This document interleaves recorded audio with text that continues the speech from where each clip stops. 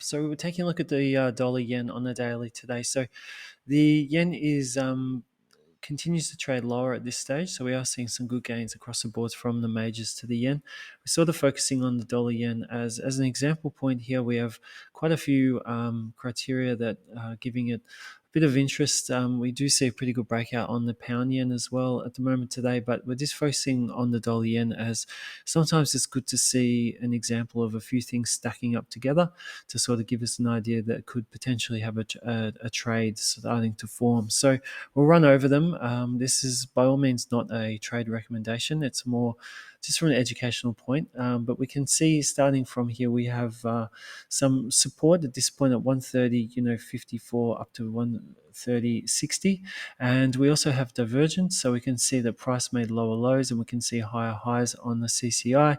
CCI divergence, while it can be powerful on its own, I do like to see confirmation from other aspects in price than just taking the pattern by itself. I do feel that it can lead to some breakouts occasionally, false breakouts occasionally. So it is good to see price backing it up and to use it more of a supportive argument than a direct entry criteria. So we can see that divergence in play, and we can see a break of this trend point here, and we can see a little bit of a range setting up here, but we have a nice shape here. So there's plenty of rejection down here. We had a false break lower.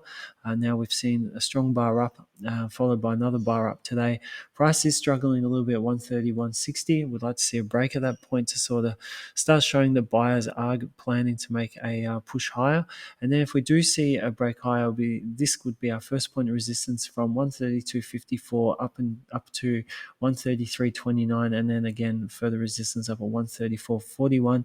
That's if buyers really do get going. But really on the short term here, we want to see this bar continue to push higher. We want to see a break above this minor resistance here, and that hopefully with the trend break, with that rejection here, could start to tell us that this divergence could be coming into play and we could see a new move higher. So that resistance here, that is middle resistance, that also lines up with the moving average there. So hopefully we will see buying continue to push higher, and we'll see a test of this resistance if we can beat that minor resistance there, and that should also confirm some of the other aspects that are leading us to look at a potential long move here. So that's it for today.